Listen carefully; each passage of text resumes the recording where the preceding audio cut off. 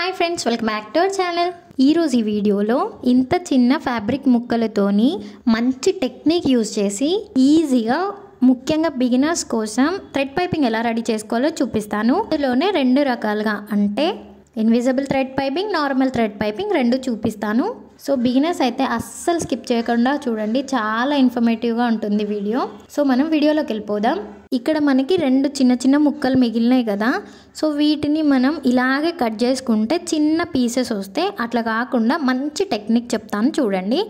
ముందుగా వీటిని రెండింటిని జాయిన్ చేసుకోండి. బిగినర్స్కి ముఖ్యంగా క్రాస్గా కట్ చేసేటప్పుడు వంకర టింకర్ వస్తుంది కదా, సో ఈ మెథడ్ యూజ్ చేస్తే చాలా ఈజీగా కట్ చేయగలుగుతారు. ముందుగా రైట్ సైడ్ వైపున అంటే మనం జాయిన్ చేసుకున్న ఖర్చు అనేది కింద వైపున ఉంది కదా, సో పైన వైపున క్రాస్గా ఇట్లా రిఫరెన్స్ కోసం మాత్రమే లైన్స్ గీసుకోండి. మనం ఇక్కడ కట్ చేయము, జస్ట్ మీకు అర్థం కావడం కోసం, అంటే ఈ లైన్స్ కరెక్ట్ వస్తున్నాయా లేదా అని చెప్పడం కోసం నేను ఇట్లా గీతలు గీసిన. నార్మల్గా అయితే ఇక్కడ కట్ చేసుకున్నా సరిపోతుంది కొంచెం ఎక్స్పర్ట్స్ అయితే. సో ఇది మనం బిగినర్స్ కోసం చేస్తున్నాం కాబట్టి ముందుగా రాంగ్ సైడ్ వైపుకి తిప్పుకోండి. తిప్పుకొని ఈ రెండు కొనల్ని ఇట్లా సమోసాలాగా ఫోల్డ్ చేసుకోండి. మనకి ఇక్కడ లైన్స్ కనిపిస్తున్నాయి కదా, చూడండి. ఇట్లా ఫోల్డ్ చేసుకున్న తర్వాత మళ్ళీ మధ్యలోకి ఇంకొక ఫోల్డ్ వేసుకోండి. ఇప్పటికి మనం 2 సార్లు ఫోల్డ్ చేసినాం. ఇప్పుడు వచ్చేసి మూడో ఫోల్డ్ మాత్రం మళ్ళీ ట్రయాంగిల్ వేయకుండా చూడండి, ఇటువైపున ఇట్లా సగానికి ఫోల్డ్ చేసుకోండి. మీరు ఇంతటితో ఆపచ్చు, లేదు అంటే ఇంకొక ఫోల్డ్ కూడా వేసుకోవచ్చు. ఇది వేసినా పర్లేదు, వేయకున్నా పర్లేదు. సో ఇట్లా ఫోల్డ్ చేసుకున్న తర్వాత మధ్యలో నిలువుగా ఒక స్టిచ్ వేసుకోండి. చూడండి, ఇట్లా వీడియోలో చూపిస్తున్నట్టుగా లూజ్ కుట్టు వేసేసుకోండి. ఇప్పుడు చూడండి, స్ట్రైట్ కట్టింగ్ వస్తే చాలు మనకి. ఇట్లా స్ట్రైట్గా కట్ చేసుకుంటే మనకి ఆటోమేటిక్గా క్రాస్ పీసెస్ అన్నీ వస్తాయి. ఇక్కడ చూడండి, లైన్స్ మనకి ఈజీగా కనిపిస్తున్నాయి కదా, నేను ఫస్ట్ గీసిన లైన్స్. ఇప్పుడు మళ్ళీ మీకు ఎంత వెడల్పుతో కావాలో అంతకి మార్క్ చేసుకొని, అంటే 1 ఇంచా 1.5 ఇంచా సో మార్క్ చేసుకొని ఇక్కడ క్రాస్ పీసెస్ అనేవి కట్ చేసుకోవచ్చు. ఈ టెక్నిక్ అనేది ఎవరైతే క్రాస్ పీసెస్ని ఈవెన్గా కట్ చేయలేరో వాళ్ళకి చాలా బాగా యూజ్ అవుతుంది. సో ఖచ్చితంగా ట్రై చేసి చూడండి. ఒక్కసారి ట్రై చేశారంటే మీకు అర్థమైపోతుంది అండ్ టైం కూడా చాలా సేవ్ అవుతుంది. ఇప్పుడు ఇట్లా చిన్న చిన్న పీసెస్ మిగిలినా కూడా వీటిని జాయిన్ చేసుకుంటే అయిపోతుంది. ఈ టెక్నిక్ అనేది మీరు ఎంత పెద్ద క్లాత్తో అయినా, అంటే 2 మీటర్స్ క్లాత్తో అయినా సరే సేమ్ ప్రాసెస్లో ఫోల్డ్ చేసి ఇలాగే కట్ చేసుకొని మనం పైపింగ్ వేసి రెడీగా పెట్టుకోవచ్చు. చూడండి, మనకి పైనుంచి కింద దాకా ఈవెన్గా వచ్చినాయి కదా. సో వీటిని ఇప్పుడు మనం థ్రెడ్ పైపింగ్ అంటే ఇన్విజిబుల్ థ్రెడ్ పైపింగ్ అట్లాగే నార్మల్ థ్రెడ్ పైపింగ్ ఎలా స్టిచ్ చేయాలో చూపిస్తాను. ముందుగా వీటిని ఈజీగా పర్ఫెక్ట్గా ఎలా జాయిన్ చేయాలో చూద్దాము. ఇక్కడ ఒకటి వచ్చేసి అడ్డంగా పెట్టిన, ఇంకోటి వచ్చేసి నిలువుగా పెట్టిన. ఈ నిలువుగా పెట్టింది రాంగ్ సైడ్ మనకు కనిపించాలి. చూడండి, ఇది వచ్చేసి రైట్ సైడ్, ఇది వచ్చేసి రాంగ్ సైడ్. ముందుగా వీటి చివర్లు అనేవి స్ట్రైట్గా చేసుకోండి. ఇప్పుడు వీడియోలో చూపిస్తున్నట్టుగా ఈ సెకండ్ పీస్ వచ్చేసి ఫస్ట్ దాని మీద పెట్టేయండి ఇట్లా.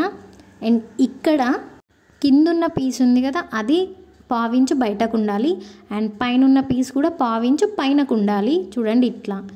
ఇప్పుడు ఈ 2 కార్నర్స్లో స్టిచ్ చేసుకుంటే మనకి ఇవి పర్ఫెక్ట్గా జాయింట్ అయిపోతాయి. చూడండి ఇట్లా. ఇప్పుడు ఎక్స్ట్రాగా ఉన్నదంతా కట్ చేసుకోండి. అండ్ ఇప్పుడు ఈ సైడ్స్కి ఉన్నాయి కదా, వీటిని కూడా మనం ఇట్లా ఎక్స్ట్రాగా లేకుండా కట్ చేసుకోవాలి. ఇది కూడా చాలా ఇంపార్టెంట్. ఇప్పుడు మనం ఓపెన్ చేసుకుంటే అంటే ఎగుడు దిగుడు రాకుండా 2 మనం ఓపెన్ చేసినప్పుడు స్ట్రైట్గా వస్తాయి. ఇక్కడ కూడా ఖర్చు అనేది ఎక్కువ వదిలిపెట్టాల్సిన అవసరం లేదు, 1/4 ఇంచు ఉంటే సరిపోతుంది. అప్పుడు మన పైపింగ్ అనేది బల్కీగా రాకుండా నీట్గా వస్తుంది. నెక్స్ట్ మనం పైపింగ్ స్టిచ్ చేసుకుందాము. ముందుగా చివర్లు స్ట్రైట్గా కట్ చేసుకోండి అండ్ రాంగ్ సైడ్ వైపుకి తిప్పేసుకోండి, అంటే ఖర్చులు కనిపించే సైడ్. ఇప్పుడు పైపింగ్ థ్రెడ్ తీసుకొని ఒక చివర ముడేసుకోండి ఇట్లా. ఇది మనం పైపింగ్ స్టిచ్ చేసేటప్పుడు మన థ్రెడ్ అనేది జారిపోకుండా ఉంటుంది. ముందుగా మనం ఇన్విజిబుల్ థ్రెడ్ పైపింగ్ ఎలా రెడీ చేసుకోవాలో చూద్దాము. పైపింగ్ కోసం జిప్పర్ ఫుట్ అంటే సింగిల్ పాదం పెట్టేసుకోండి. ఫస్ట్ బిగినర్స్కి సింగిల్ పాదం అనేది చాలా యూజ్ అవుతుంది. అంటే మనం ఒక పైపింగ్ అనే కాదు, పోట్లీ బటన్స్ స్టిచ్ చేసుకోవడానికి, మగ్గం వర్క్ బ్లౌజెస్ స్టిచ్ చేసుకోవడానికి, ఇంకా జిప్ స్టిచ్ చేసుకోవడానికి, ఇన్విజిబుల్ జిప్ స్టిచ్ చేసుకోవడానికి, ఇట్లా చాలా రకాలుగా మనకి యూజ్ అవుతుంది.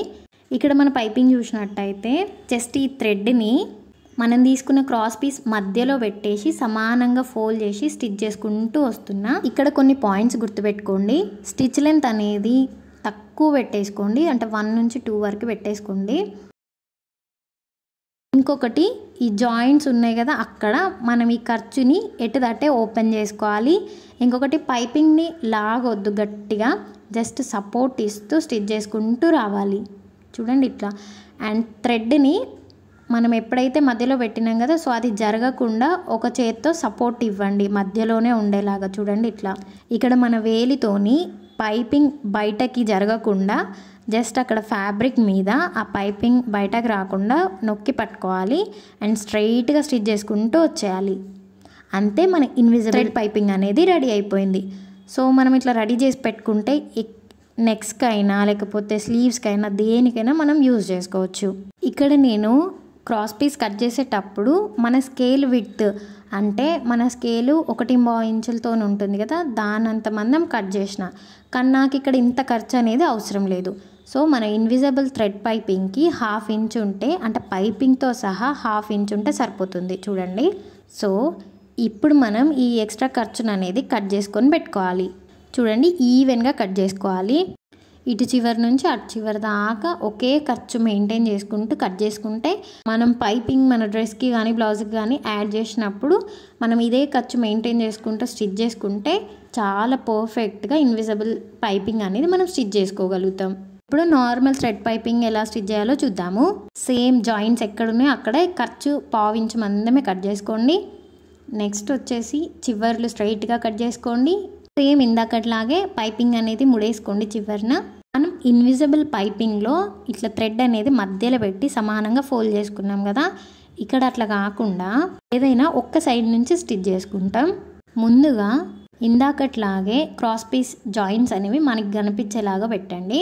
ఇప్పుడు ఈ థ్రెడ్ని ఏదైనా ఒక వైపు, అంటే మన సింగిల్ ఫుట్ అనేది ఎటు వైపు అయితే ఉందో అటువైపే థ్రెడ్ పైపింగ్ అనేది పెట్టేసి, చూడండి ఇట్లా వీడియోలో చూపిస్తున్నట్టుగా ఇప్పుడు ఫోల్డ్ చేసుకోండి. ఈ ఫోల్డింగ్ అనేది ఈ చివరి నుంచి ఆ చివరి దాకా ఒకే లెవెల్లో ఉండాలి. చూడండి ఇట్లా సర్దుకొని, ఇప్పుడు నా సింగిల్ ఫుట్ అనేది నీడిల్ అనేది లెఫ్ట్ సైడ్ వస్తుంది చూడండి. సో పైపింగ్ అనేది లెఫ్ట్ సైడే పెట్టుకున్నా, మీకు రైట్ సైడ్ పాదం ఉంటే రైట్ సైడ్ పెట్టుకోండి. సో ఇప్పుడు ఇట్లా స్టిచ్ చేసుకుంటూ రావాలి. సేమ్ ఇందాక మనం ఏవైతే టిప్స్ చెప్పుకున్నామో అవి ఇక్కడ ఫాలో అవ్వాలి. చూడండి, థ్రెడ్ని జరగకుండా పట్టుకోవాలి. ఇంకోటి వచ్చేసి పైపింగ్ని లాగొద్దు. ఇంకోటి వచ్చేసి స్టిచ్ లెంత్ అనేది తక్కువ పెట్టుకుంటే మనకి ఈజీగా ఉంటుందన్నమాట, స్టిచ్చింగ్ అనేది పర్ఫెక్ట్గా వస్తుంది. అండ్ ఈ జాయింట్స్ దగ్గర ఎటుదాటే ఓపెన్ చేసుకోవాలి, అంతే. చూడండి, అండ్ ఖర్చు అనేది ఖచ్చితంగా మెయింటైన్ చేయాలి పైనుంచి కింది దాకా, అప్పుడే మనకి నీట్గా వస్తుంది. నేను ఈ పైపింగ్స్ని ఉపయోగించి ఫర్దర్ వీడియోస్లో అంటే ఏ నెక్కి ఎలా స్టిచ్ చేయాలి అనే వీడియో చేద్దాం అనుకుంటున్నాను. ఎవరికైనా ఇంట్రెస్ట్ ఉంటే చెయ్యండి అని కింద కామెంట్ చేయండి. సో వాటి మీద నేను వీడియో చేస్తాను, ఏ నెక్కి ఎలా స్టిచ్ చేసుకోవాలి అండ్ ఇన్విజిబుల్ పైపింగ్ ఎలా స్టిచ్ చేసుకోవాలి, నార్మల్ పైపింగ్ ఎలా స్టిచ్ చేసుకోవాలి అనేది. సో ఇది ఇవాల్టి వీడియో. ఎవరికైనా యూజ్ అయింది అనిపిస్తే ప్లీజ్ లైక్ చేయండి. ఇంకెవరికైనా యూజ్ అవుతుంది అనిపిస్తే షేర్ చేయండి. సజెషన్స్ కానీ డౌట్స్ కానీ ఉంటే కింద కామెంట్ చేయండి. ఇట్లాంటి మంచి మంచి వీడియోస్ కోసం మన ఛానల్ని సబ్స్క్రైబ్ చేసుకోండి అండ్ బెల్ ఐకాన్ని క్లిక్ చేసుకోండి. Thank you so much for watching. Bye.